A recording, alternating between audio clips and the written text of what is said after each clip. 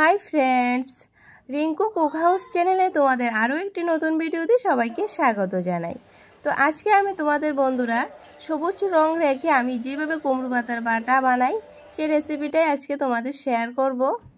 দেখো, আমি গাছ থেকে অনেকগুলি ডাঁটা কেটে নিলাম, তারপর আমি বালু থেকে পাতাগুলি ছিঁড়ে নিয়ে নিচ্ছি ডাঁটা থেকে।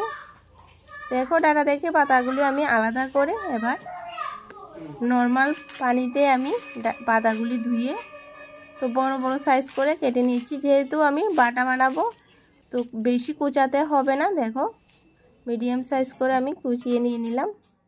এবার একটা কড়াইয়ের মধ্যে কিছু পরিমাণ সরষের তেল দিয়ে দিলাম 4টে শুকনো লঙ্কা, 1 টেবিল চামচ কালো জিরে, 5-6 কোষ রসুন আর 4টে কাঁচা লঙ্কা।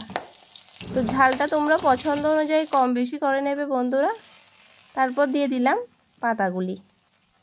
তো কুমড়ো পাতার মধ্যে আমি পরিমাণ মতো লবণ দিয়ে ভালো করে নাড়িয়ে চাড়িয়ে 6-7 মিনিটের জন্য দিয়ে দেব ঢাকনা।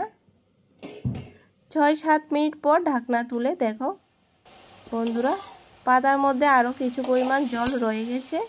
তো আমি আরও 4-5 মিনিট রান্না করে জলগুলি একদম শুকিয়ে নিয়ে নেব।